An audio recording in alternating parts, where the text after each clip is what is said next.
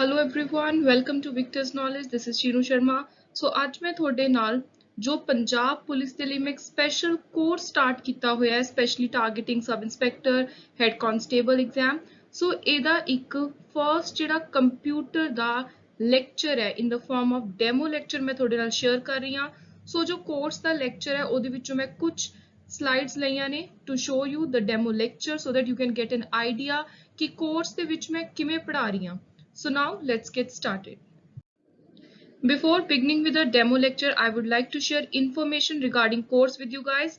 So ਜਿਹੜਾ course ਹੈ ਇਹਦੇ ਵਿੱਚ ਜੇ ਤੁਸੀਂ complete course buy ਕਰਨਾ ਚਾਹੁੰਦੇ ਹੋ ਤੁਹਾਨੂੰ video lectures ਮਿਲਣਗੇ already ਮੈਂ Telegram channel ਉੱਤੇ YouTube ਉੱਤੇ Instagram ਉੱਤੇ ਸਾਰਾ schedule share ਕੀਤਾ ਹੋਇਆ ਹੈ ਕਿਹੜੇ video lectures ਮਿਲ ਰਹੇ ਨੇ ਕਿੰਨੇ ਮਿਲ ਰਹੇ ਨੇ ਸੋ around 110 ਤੁਹਾਨੂੰ total video lecture ਮਿਲਣਗੇ ਨਾਲ ਹੀ ਜਿਹੜੇ notes ਨੇ ਉਹ ਪੂਰੇ ਦੇ ਪੂਰੇ ਕੰਪਲੀਟ ਸਿਲੇਬਸ ਉੱਤੇ ਮਿਲ ਰਹੇ ਨੇ including quant reasoning language also you will get complimentary material that I'll be sharing from time to time in the Telegram group and also mock test will be provided to you 15 days before exam ਬਾਕੀ ਜੇ ਕੋਈ student ਪੂਰਾ complete course ਨਹੀਂ ਬਾਈ ਕਰਨਾ ਚਾਹੁੰਦਾ ਤਾਂ ਤੁਸੀਂ ਇਕੱਲੇ ਨੋਟਸ ਵੀ ਖਰੀਦ ਸਕਦੇ ਹੋ the price is rupees 1500 ਤੇ ਜੇ ਕੋਈ ਸਟੂਡੈਂਟ ਇਕੱਲੇ ਵੀਡੀਓ ਲੈਕਚਰ ਲੈਣਾ ਚਾਹੁੰਦਾ ਤਾਂ ਉਹ ਵੀ ਲੈ ਸਕਦੇ ਹੋ the price for only video lectures is rupees 2500 so total 110 lecture ਮਿਲਣਗੇ ਪੂਰੇ ਡੀਟੇਲਡ ਲੈਕਚਰ ਹੋਣਗੇ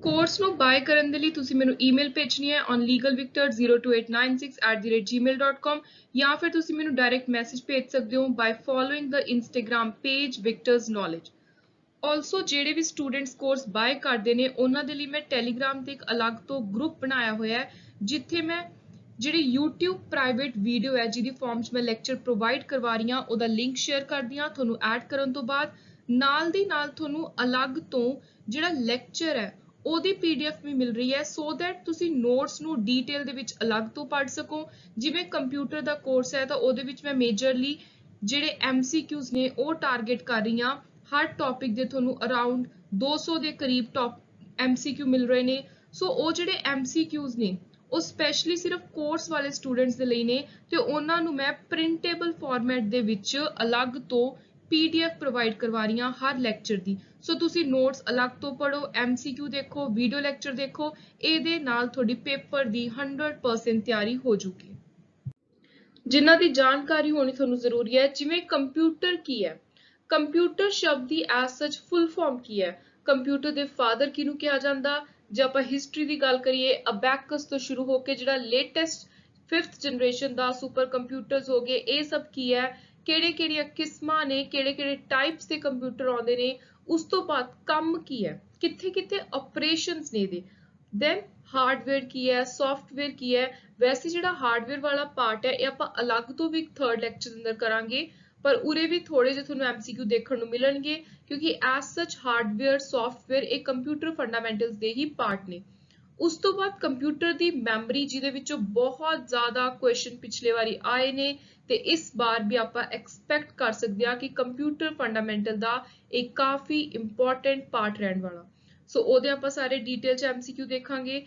ਦੈਨ ਪ੍ਰਾਇਮਰੀ ਸੈਕੰਡਰੀ ਮੈਮਰੀ ਕੀ ਹੈ ਮੈਮਰੀ ਦੇ ਯੂਨਿਟਸ ਕੀ ਨੇ ਸੋ ਇਹ ਸਾਰੀਆਂ ਚੀਜ਼ਾਂ ਜੋ ਮੈਂ ਥਿਊਰੀ ਵਿੱਚ ਕਵਰ ਕੀਤੀਆਂ ਨੇ ਇਹਨਾਂ ਦਾ ਇੱਕ ਸਭ ਤੋਂ ਪਹਿਲਾਂ ਆਪਾਂ ਓਵਰਵਿਊ ਲੈ ਲੈਂਦੇ ਹਾਂ starting with what is computer computer ਹੈ ਕੀ ਜੇ ਆਪਾਂ ਸਿੰਪਲ ਸ਼ਬਦਾਂ ਵਿੱਚ ਗੱਲ ਕਰੀਏ ਤਾਂ ਕੰਪਿਊਟਰ ਉਹ ਮਸ਼ੀਨ ਹੈ ਜਿਹਨੇ ਇਨਸਾਨ ਦਾ ਕੰਮ ਆਸਾਨ ਕਰਤਾ ਕਿਹੜਾ ਕੰਮ ਕੈਲਕੂਲੇਸ਼ਨਸ ਦਾ ਕੋਈ ਇਨਫੋਰਮੇਸ਼ਨ ਜਾਣਕਾਰੀ ਸਟੋਰ ਕਰਨੀ ਹੈ ਕੋਈ ਡੇਟਾ ਰਿਟਰੀਵ ਕਰਨਾ ਹੈ ਡੇਟਾ ਬਾਹਰ ਕੱਢਣਾ ਹੈ ਡੇਟਾ ਸਟੋਰ ਕਰਨਾ ਹੈ ਕੋਈ ਪ੍ਰੈਜੈਂਟੇਸ਼ਨ ਤਿਆਰ ਕਰਨੀ ਹੈ ਸੋ ਕੋਈ ਵੀ ਜੋ ਵੀ ਯੂਜ਼ਰ ਜੋ ਕੰਪਿਊਟਰ ਦੀ ਵਰਤੋਂ ਕਰ ਰਿਹਾ ਹੈ ਉਹਦੇ ਦੁਆਰਾ ਕੋਈ ਵੀ ਜਦੋਂ ਇਨਸਟਰਕਸ਼ਨ ਦਿੱਤੀ ਜਾਂਦੀ ਹੈ ਤਾਂ ਕੰਪਿਊਟਰ ਉਸ ਇਨਸਟਰਕਸ਼ਨ ਦੇ ਮੁਤਾਬਿਕ ਕੰਮ ਕਰਦਾ ਹੈ ਜਿਹੜੀ ਕੰਪਿਊਟਰ ਦੀ ਭਾਸ਼ਾ ਹੈ ਬਾਈਨਰੀ ਲੈਂਗੁਏਜ ਉਹਦੇ ਵਿੱਚ ਕੰਮ ਕਰਦਾ ਹੋਇਆ ਆਪਾਂ ਨੂੰ ਇੱਕ ਰਿਜ਼ਲਟ ਦਿੰਦਾ ਹੈ ਕਿਹਨੂੰ ਦਿੰਦਾ ਹੈ ਯੂਜ਼ਰ ਨੂੰ ਸੋ ਕੰਪਿਊਟਰ ਕੀ ਹੈ simply it helps the user to store data information to do calculation make presentation and many more things ਤੇ ਕੰਪਿਊਟਰ ਸਮਝਦਾ ਹੈ ਬਾਈਨਰੀ ਲੈਂਗੁਏਜ ਨੈਕਸਟ ਚੀਜ਼ ਫਾਦਰ ਆਫ ਕੰਪਿਊਟਰ ਕੌਣ ਹੈ ਸੋ ਕੰਪਿਊਟਰ ਦੇ ਫਾਦਰ ਕਿਹਾ ਜਾਂਦਾ ਹੈ ਚਾਰਲਸ ਬੈਬੇਜ ਨੂੰ। ਇਹ ਨਾਮ ਤੁਸੀਂ ਯਾਦ ਰੱਖਣਾ ਹੈ, ਚਾਰਲਸ ਬੈਬੇਜ। ਤੀਜੀ ਇੰਪੋਰਟੈਂਟ ਚੀਜ਼, ਹਿਸਟਰੀ ਜਨਰੇਸ਼ਨ। ਜੇ ਆਪਾਂ ਹਿਸਟਰੀ ਦੀ ਗੱਲ ਕਰੀਏ ਤਾਂ ਸਭ ਤੋਂ ਪਹਿਲਾ ਕੰਪਿਊਟਰ, ਉਹਨੂੰ ਆਪਾਂ ਕੰਪਿਊਟਰ ਨਹੀਂ ਕਹਾਂਗੇ ਕਿਉਂਕਿ ਕੰਪਿਊਟਰ ਜਿਹੜਾ ਇੱਕ ਮਸ਼ੀਨ ਹੈ, ਇੱਕ ਚੀਜ਼ ਹੈ, ਇਹਨੂੰ ਲਿਆਂਦਾ ਗਿਆ ਸੀ ਕੈਲਕੂਲੇਸ਼ਨਾਂ ਨੂੰ ਸੌਖਾ ਕਰਨ ਦੇ ਲਈ। ਸੋ ਸਟਾਰਟਿੰਗ ਵਿੱਚ ਕੈਲਕੂਲੇਸ਼ਨ ਕਰਨ ਦੇ ਲਈ ਇੱਕ ਚਾਈਨੀਜ਼ ਇਨਵੈਂਸ਼ਨ ਕੀਤੀ ਗਈ ਸੀ ਘੱਟੋ ਘੱਟ 4000 ਸਾਲ ਪਹਿਲਾਂ, ਜਿਹਦਾ ਨਾਮ ਰੱਖਿਆ ਗਿਆ ਸੀ ਅਬੈਕਸ। ਅਬੈਕਸ ਤੋਂ ਬਾਅਦ ਨੇਪੀਅਰਸ ਬੋਨ ਆਈ, ਜਿਹਨੂੰ ਜੌਨ ਨੇਪੀਅਰ ਨੇ ਇਨਵੈਂਟ ਕੀਤਾ। ਉਸ ਤੋਂ ਬਾਅਦ ਪੈਸਕੇਲਿਨ, ਦੈਨ ਉਸ ਤੋਂ ਬਾਅਦ ਬਹੁਤ ਸਾਰੇ ਅਲੱਗ-ਅਲੱਗ ਵੀਲਸ ਆਏ, ਡਿਫਰੈਂਸ ਇੰਜਨ ਆਇਆ, ਐਨਾਲਿਟੀਕਲ ਇੰਜਨ ਆਇਆ। ਦੈਨ ਸਭ ਤੋਂ ਇੰਪੋਰਟੈਂਟ ਚੀਜ਼, ਜਦੋਂ ਆਪਾਂ ਕੰਪਿਊਟਰ ਦੀ ਹਿਸਟਰੀ ਦੀ ਗੱਲ ਕਰਦੇ ਹਾਂ ਤਾਂ ਉਹਦੇ ਵਿੱਚ 1937 ਦੀ ਇੱਕ ਇੰਪੋਰਟੈਂਟ ਇਨਵੈਂਸ਼ਨ ਆਉਂਦੀ ਹੈ ਜਿਹਦਾ ਨਾਮ ਸੀ ਮਾਰਕ 1। ਜਿਹੜਾ ਇਹ ਮਾਰਕ 1 ਕੰਪਿਊਟਰ ਹੈ, ਇਹਨੂੰ 1937 ਵਿੱਚ ਇਨਵੈਂਟ ਕੀਤਾ ਗਿਆ ਸੀ ਹਾਵਰਡ ਆਈਕਨ ਦੇ ਦੁਆਰਾ। ਤੇ ਮਾਰਕ 1 ਕੰਪਿਊਟਰ ਨੂੰ ਤਿਆਰ ਕਰਨ ਦੇ ਲਈ ਦੋ ਇੰਪੋਰਟੈਂਟ ਵੱਡੀਆਂ ਆਰਗੇਨਾਈਜੇਸ਼ਨਸ ਨੇ ਜਿਨ੍ਹਾਂ ਨੇ ਆਪਸ ਦੇ ਵਿੱਚ ਹੱਥ ਮਿਲਾਇਆ ਸੀ। ਇੱਕ ਦਾ ਨਾਮ ਸੀ IBM, ਦੂਜੀ ਸੀ ਹਾਵਰਡ। ਸੋ ਦੋਨਾਂ ਦੇ ਦੁਆਰਾ ਤਿਆਰ ਕੀਤਾ ਗਿਆ ਸੀ ਮਾਰਕ 1। ਹੁਣ ਇਹ ਸਭ ਤੋਂ ਇੰਪੋਰਟੈਂਟ ਜਿਹੜਾ ਸਟੈਟਿਕ ਫੈਕਟ ਹੈ ਮਾਰਕ 1 ਦੇ ਨਾਲ ਜੁੜਿਆ ਹੋਇਆ, that is ਕਿ ਮਾਰਕ 1 ਪਹਿਲਾ ਫਰਸਟ ਪ੍ਰੋਗਰਾਮੇਬਲ ਡਿਜੀਟਲ ਕੰਪਿਊਟਰ ਸੀ। ਇਹ ਇੰਪੋਰਟੈਂਟ ਚੀਜ਼ ਤੁਸੀਂ ਯਾਦ ਰੱਖਣੀ ਹੈ। ਉਸ ਤੋਂ ਬਾਅਦ ਜਦੋਂ ਆਪਾਂ ਜਨਰੇਸ਼ਨ ਦੀ ਗੱਲ ਕਰਦੇ ਹਾਂ, ਇਹ ਤਾਂ ਹੋ ਗਈ ਹਿਸਟਰੀ। ਤਾਂ ਜਨਰੇਸ਼ਨ ਵਰਡ ਆਪਾਂ ਕੰਪਿਊਟਰ ਟਰਮੀਨੋਲੋਜੀ ਦੇ ਵਿੱਚ ਯੂਜ਼ ਕਰਦੇ ਹਾਂ ਕਿ ਜਦੋਂ ਇੱਕ ਕਿਸਮ ਦਾ ਜਿਹੜਾ ਕੰਪਿਊਟਰ ਹੈ ਉਹ ਦੂਜੀ ਵਿੱਚ ਬਦਲਿਆ, ਕੁਝ ਡਿਵੈਲਪਮੈਂਟਸ ਕੀਤੀਆਂ ਗਈਆਂ, ਕੁਝ ਨਵੀਆਂ ਚੀਜ਼ਾਂ ਐਡ ਕੀਤੀਆਂ ਗਈਆਂ, ਨਵੇਂ ਫੰਕਸ਼ਨ ਐਡ ਕੀਤੇ ਗਏ। ਸੋ ਟੋਟਲ ਆਪਾਂ ਪੜ੍ਹਦੇ ਹਾਂ 5 ਜਨਰੇਸ਼ਨ ਦੇ ਕੰਪਿਊਟਰ। ਜਿਹੜੇ ਸਭ ਤੋਂ ਪਹਿਲੀ ਜਨਰੇਸ਼ਨ ਦੇ ਕੰਪਿਊਟਰ ਨੇ ਉਹ ਹੁੰਦੇ ਸੀ ਸਿੰਪਲੀ ਵੈਕਿਊਮ ਟਿਊਬ ਬੇਸਡ। ਦੂਜੀ ਜਨਰੇਸ਼ਨ ਦੇ 1959 to 65 ਦੇ ਅਰਾਊਂਡ ਵਾਲੇ ਹੁੰਦੇ ਸੀ ਟ੍ਰਾਂਜ਼ਿਸਟਰ ਬੇਸਡ। ਤੀਜੀ ਜਨਰੇਸ਼ਨ ਦੇ ਵਿੱਚ ਫਿਰ ਇੰਟੀਗ੍ਰੇਟਡ ਸਰਕਟ ਆ ਗਏ। ਚੌਥੀ ਦੇ ਵਿੱਚ ਮਾਈਕਰੋ ਪ੍ਰੋਸੈਸਰ ਆ ਗਿਆ। ਤੇ ਜਿਹੜੇ 1980 ਤੋਂ ਬਾਅਦ ਦੇ ਪੰਜਵੀਂ ਜਨਰੇਸ਼ਨ ਦੇ ਮਾਡਰਨ ਕੰਪਿਊਟਰ ਨੇ, ਇਹਨਾਂ ਦੇ ਅੰਦਰ ULSI ਬਹੁਤ ਹੀ ਹਾਈ ਲੈਵਲ ਦੇ ਮਾਈਕਰੋ ਪ੍ਰੋਸੈਸਰ ਦੀ ਵਰਤੋਂ ਕੀਤੀ ਗਈ। ਨੈਕਸਟ ਇੰਪੋਰਟੈਂਟ ਚੀਜ਼ ਆਉਂਦੀ ਹੈ ਟਾਈਪਸ। ਕੰਪਿਊਟਰ ਦੀਆਂ ਟਾਈਪਸ ਕਿਹੜੀਆਂ-ਕਿਹੜੀਆਂ ਨੇ? ਸੋ ਇੱਕ ਤਾਂ ਹੁੰਦੇ ਨੇ ਜਿਹੜੇ ਆਪਾਂ ਆਮ ਘਰਾਂ ਦੇ ਵਿੱਚ ਸਟੂਡੈਂਟਸ ਵਰਤਦੇ ਨੇ ਜਾਂ ਕੋਈ ਕੰਮ ਕਰਦੇ ਨੇ, ਆਫਿਸ ਜਾਂਦੇ ਨੇ, ਆਪਣੇ ਲਈ ਵਰਤਣ ਵਾਲਾ ਕੰਪਿਊਟਰ, ਆਪਣੇ ਪਰਸਨਲ ਯੂਜ਼ ਦੇ ਲਈ, ਜਿਹਨੂੰ ਸਿੰਗਲ ਯੂਜ਼ਰ ਕੰਪਿਊਟਰ ਕਿਹਾ ਜਾਂਦਾ ਹੈ ਜਾਂ ਆਪਾਂ ਨੂੰ ਕਹਿੰਦੇ ਆ PC। ਸੋ ਸਭ ਤੋਂ ਪਹਿਲਾਂ ਆ ਗਿਆ ਪਰਸਨਲ ਕੰਪਿਊਟਰ PC। ਦੂਜੇ ਆ ਗਏ ਵਰਕ ਸਟੇਸ਼ਨ ਕੰਪਿਊਟਰ, ਫਿਰ ਆਉਂਦੇ ਨੇ mini computer, main frame computer, ਤੇ ਸਭ ਤੋਂ ਇੰਪੋਰਟੈਂਟ ਜਿਹੜੇ ਅੱਜ ਕੱਲ ਮੇਨਲੀ ਵਰਤੇ ਜਾ ਰਹੇ ਨੇ ਸੁਪਰ ਕੰਪਿਊਟਰ। ਸੋ ਭਾਰਤ ਨੇ ਆਪਣੇ ਵੀ ਕਾਫੀ time to time super computer launch ਕੀਤੇ ਨੇ। ਤੇ ਇੱਕ ਇੰਪੋਰਟੈਂਟ ਐਗਜ਼ਾਮਪਲ ਆ ਪਰਮ, ਜੋ ਪੇਪਰ 'ਚ ਬਹੁਤ ਵਾਰੀ ਆਉਂਦਾ ਕਿ ਪਰਮ ਕੀ ਹੈ, ਕਿਉਂਕਿ ਨਿਊਜ਼ ਵਿੱਚ ਵੀ ਬਹੁਤ ਵਾਰੀ ਆਇਆ ਹੈ। ਪਰਮ ਇੰਡੀਆ ਦਾ ਇੰਡੀਜੀਨੀਅਸਲੀ ਤਿਆਰ ਕੀਤਾ ਹੋਇਆ ਸੁਪਰ ਕੰਪਿਊਟਰ ਹੈ, ਬਹੁਤ ਹਾਈ ਲੈਵਲ ਦਾ ਕੰਮ ਕਰਦਾ ਹੈ। ਉਸ ਤੋਂ ਬਾਅਦ ਜੇ ਆਪਾਂ ਗੱਲ ਕਰੀਏ ਆਪਰੇਸ਼ਨਸ ਦੀ, ਕੰਪਿਊਟਰ ਅੰਦਰ ਕਿਵੇਂ ਕੰਮ ਹੁੰਦਾ। ਕੰਪਿਊਟਰ ਇਨਪੁਟ ਲੈਂਦਾ, ਯੂਜ਼ਰ ਜੋ ਕਮਾਂਡ ਦਿੰਦਾ ਹੈ, ਜਾਣਕਾਰੀ ਦਿੰਦਾ ਹੈ, ਉਹਨੂੰ ਲੈਂਦਾ ਹੈ ਇਨਪੁਟ। ਇਨਪੁਟ ਲੈ ਕੇ ਡੇਟਾ ਨੂੰ ਸਟੋਰ ਕੀਤਾ ਜਾਂਦਾ, ਫਿਰ ਉਸ ਡੇਟਾ ਨੂੰ ਕੰਪਿਊਟਰ ਯੂਜ਼ਰ ਤੋਂ ਆਪਣੀ ਭਾਸ਼ਾ ਦੇ ਵਿੱਚ ਬਦਲਦਾ ਹੈ, ਆਪ ਸਮਝਣ ਦੀ ਕੋਸ਼ਿਸ਼ ਕਰਦਾ ਕਿ ਯੂਜ਼ਰ ਮੇਰੇ ਤੋਂ ਚਾਹੁੰਦਾ ਕੀ ਹੈ। ਸੋ ਤੀਜਾ ਸਟੈਪ ਆ ਗਿਆ ਪ੍ਰੋਸੈਸਿੰਗ ਡੇਟਾ, ਫਿਰ ਉਹਨੂੰ ਯੂਜ਼ਰ ਤੱਕ ਪਹੁੰਚਾਉਂਦਾ ਆਊਟਪੁੱਟ ਦੇ ਰੂਪ 'ਚ। ਸੋ ਇਹ ਇੰਪੋਰਟੈਂਟ ਚੀਜ਼ਾਂ ਨੇ ਜਿਹਦੇ ਆਲੇ ਦੁਆਲੇ ਕੰਪਿਊਟਰ ਦਾ ਸਾਰਾ ਆਪਰੇਸ਼ਨ ਕੰਮ ਘੁੰਮਦਾ। ਹੁਣ ਜੇ ਆਪਾਂ ਗੱਲ ਕਰੀਏ ਹਾਰਡਵੇਅਰ ਸੌਫਟਵੇਅਰ ਦੀ, ਹਾਰਡਵੇਅਰ ਉਹ ਸਾਰੀਆਂ ਚੀਜ਼ਾਂ ਨੇ ਜਿਨ੍ਹਾਂ ਨੂੰ ਆਪਾਂ, ਉਹ ਸਾਰੇ ਕੰਪਿਊਟਰ ਦੇ ਪਾਰਟਸ ਨੇ, ਹਿੱਸੇ ਨੇ ਜਿਨ੍ਹਾਂ ਨੂੰ ਆਪਾਂ ਦੇਖ ਸਕਦੇ ਹਾਂ, ਟੱਚ ਕਰ ਸਕਦੇ ਹਾਂ, ਜਿਹੜੇ ਕੁਝ ਜਗ੍ਹਾ ਘੇਰਦੇ ਨੇ। ਸੌਫਟਵੇਅਰ ਉਹ ਸਾਰੀਆਂ ਚੀਜ਼ਾਂ ਨੇ ਜਿਹੜੇ ਕੰਪਿਊਟਰ ਦੇ ਇੰਟਰਨਲ ਪਾਰਟਸ ਨੇ। ਇਹ ਕੋਈ ਫਿਜ਼ੀਕਲ ਪਾਰਟ ਨਹੀਂ ਹੈ, ਸੌਫਟਵੇਅਰ ਕੰਪਿਊਟਰ ਦੇ ਇੰਟਰਨਲ ਪਾਰਟ ਨੇ, ਅੰਦਰ ਵਾਲੇ ਪਾਰਟ ਨੇ, ਜਿਹੜੇ ਕੰਪਿਊਟਰ ਦੇ ਪੂਰੇ ਅੰਦਰਲੇ ਸਿਸਟਮ ਨੂੰ ਚਲਾਉਂਦੇ ਨੇ। ਜਿਵੇਂ ਹੀ ਆਪਾਂ ਕੰਪਿਊਟਰ ਨੂੰ ਔਨ ਕਰਦੇ ਹਾਂ, ਜਿਹੜੀਆਂ ਚੀਜ਼ਾਂ ਦੇ ਨਾਲ ਆਪਾਂ ਕੰਪਿਊਟਰ ਦੀ ਵਰਤੋਂ ਕਰਦੇ ਹਾਂ, ਯੂਜ਼ਰ ਇਨਪੁਟ ਦਿੰਦਾ ਹੈ, ਜਿਵੇਂ ਮਾਊਸ ਹੋ ਗਿਆ, ਕੀਬੋਰਡ ਹੋ ਗਿਆ, ਇਹ ਸਾਰੀਆਂ ਚੀਜ਼ਾਂ ਨੇ hardware.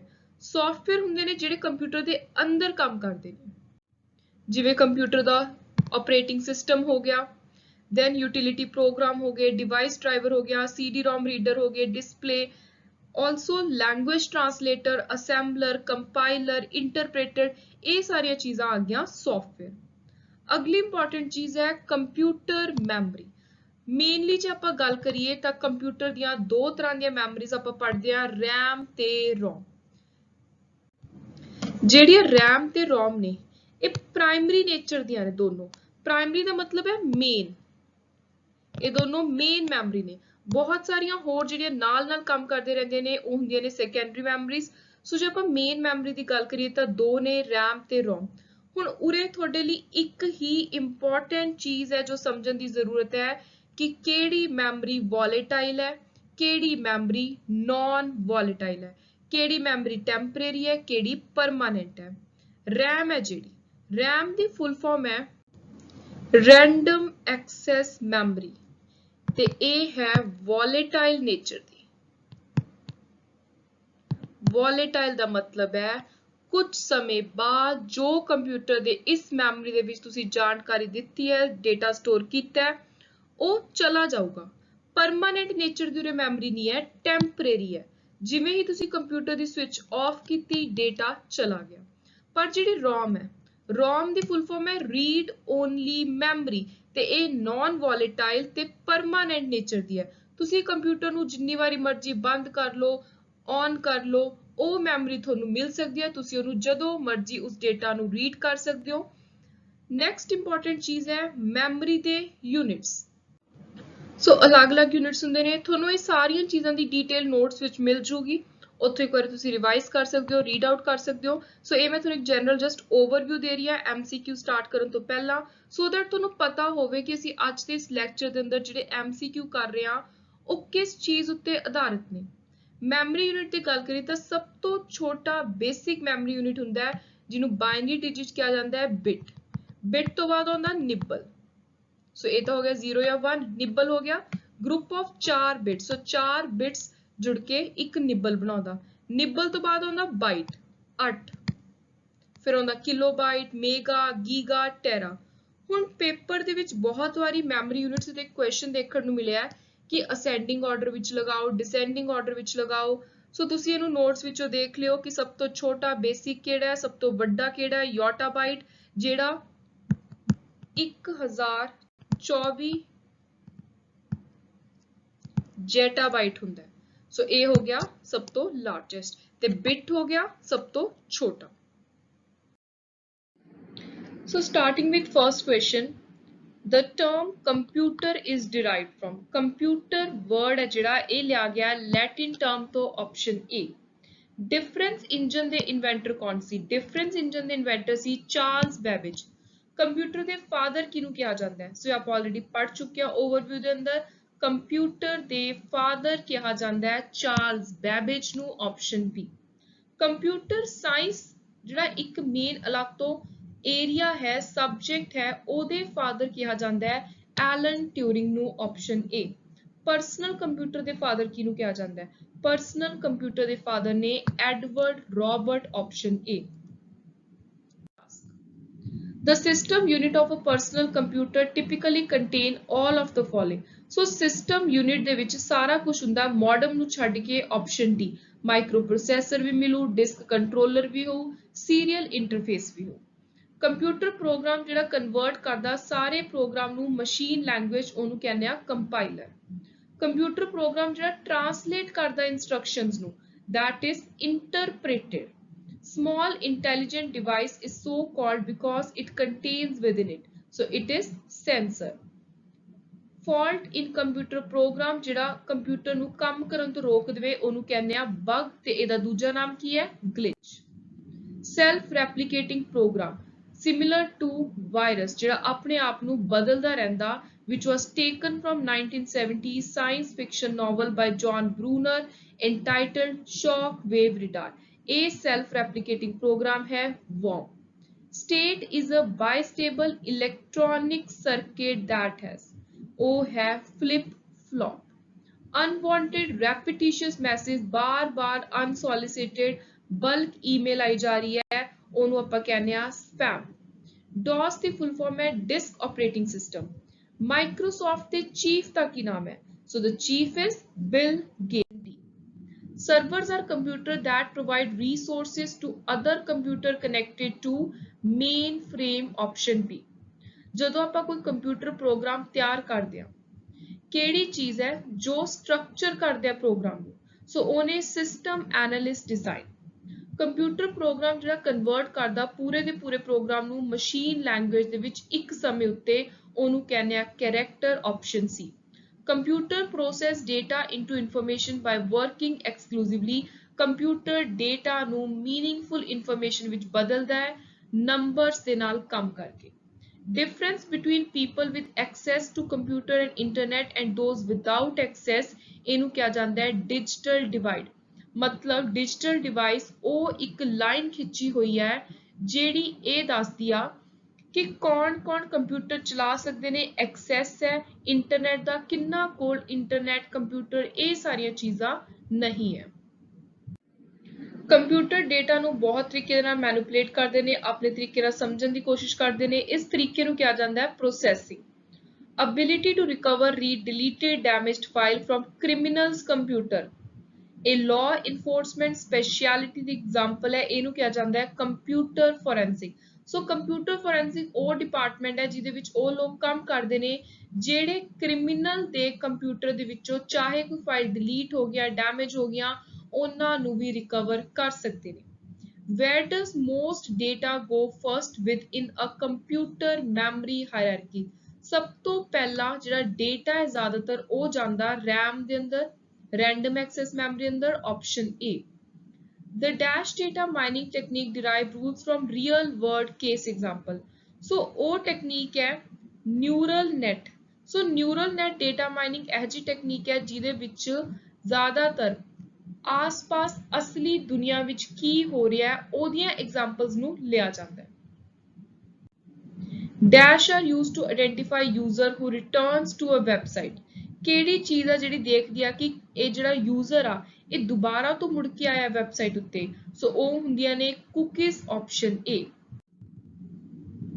Which of the following contain permanent data gets updated during processing of transaction? A है master file, option B। Which of the following helps to protect floppy disk from data getting accidentally erased? So floppy disk ਨੂੰ ਜਿਹੜੀ ਚੀਜ਼ ਬਚਾਉਂਦੀ ਹੈ so that floppy disk the data accidentally ਅਣਜਾਣੇ ਦੇ ਵਿੱਚ erase ਨਾ ਹੋ ਜੇ, ਉਹ ਹੈ write protect notch, option B and this is important। Modem ਕਿਸ ਚੀਜ਼ ਨਾਲ ਕਨੈਕਟ ਕੀਤਾ ਜਾਂਦਾ ਹੈ? ਮੋਡਮ ਕਨੈਕਟ ਕੀਤਾ ਜਾਂਦਾ ਹੈ ਟੈਲੀਫੋਨ ਲਾਈਨ ਦੇ ਨਾਲ। Large transaction processing system is automated organization use batch processing, option B। In a computer most processing takes place। ਜ਼ਿਆਦਾਤਰ processing ਹੁੰਦੀ ਹੈ CPU ਦੇ ਵਿੱਚ, option। Which of the following is our operating system? So ਇਹਨਾਂ ਤਿੰਨਾਂ ਦੀ ਜੇ ਗੱਲ ਕਰੀਏ ਤਾਂ ਇਹ ਤਿੰਨੋਂ ਹੀ ਅਲੱਗ-ਅਲੱਗ operating system ਨੇ, option D all of these। MAN the full form ਕੀ ਹੈ? MAN ਦੀ full form ਹੈ Metropolitan Area Network। ਇਹਨਾਂ ਦੇ ਵਿੱਚੋਂ network topology ਕਿਹੜੀ ਹੈ? So network topology ਹੈ bus, option D। ਵੈਸੇ ਨੈਟਵਰਕ ਟੌਪਿਕ ਦਾ ਪਾਰਟ ਹੈ ਪਰ ਕੰਪਿਊਟਰ ਫੰਡਾਮੈਂਟਲਸ ਟੌਪਿਕ ਹੀ ਇਹ ਜਾ ਵੀ ਉਹਦੇ ਵਿੱਚ ਕੁਝ ਵੀ ਕਵਰ ਹੋ ਸਕਦਾ ਹੈ। ਸੋ ਨੈਟਵਰਕ ਟੋਪੋਲੋਜੀ ਦਾ ਉਰੇ ਮੈਂ ਤੁਹਾਨੂੰ ਇੱਕ ਮੀਨਿੰਗ ਦੱਸ ਦਿੰਨੀ ਆ। ਬਸ ਟੋਪੋਲੋਜੀ ਦਾ ਜਿਹੜਾ ਬਸ ਨੈਟਵਰਕ ਹੈ ਇਹਨੂੰ ਲਾਈਨ ਨੈਟਵਰਕ ਵੀ ਕਿਹਾ ਜਾਂਦਾ ਹੈ।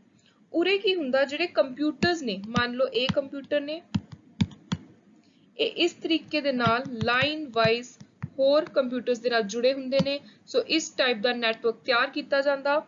ਹੁਣ ਉਰੇ ਕੀ ਹੈ, ਇੱਕ ਮੇਨ ਸੈਂਟਰਲ RJ45 ਨੈਟਵਰਕ ਹੁੰਦਾ, ਇਹਦੀ ਕੇਬਲ ਜਾਂ ਕੋਐਕਸੀਅਲ ਕੇਬਲ, ਇਹਦੇ ਨਾਲ ਬਾਕੀ ਸਾਰੇ ਡਿਵਾਈਸ ਦੇ ਨੈਟਵਰਕ ਜੋੜੇ ਹੁੰਦੇ ਨੇ। ਸੋ ਤੁਸੀਂ ਯਾਦ ਰੱਖਣਾ ਕਿ ਜਿਹੜਾ ਬਸ ਨੈਟਵਰਕ ਆ ਉਹਦੇ ਵਿੱਚ ਮੇਨ ਕਨੈਕਟਰ ਹੈ, ਜਿਹੜਾ ਮੇਨ ਸੈਂਟਰਲ ਨੈਟਵਰਕ ਕੇਬਲ ਹੈ ਉਹ ਹੈ RJ45।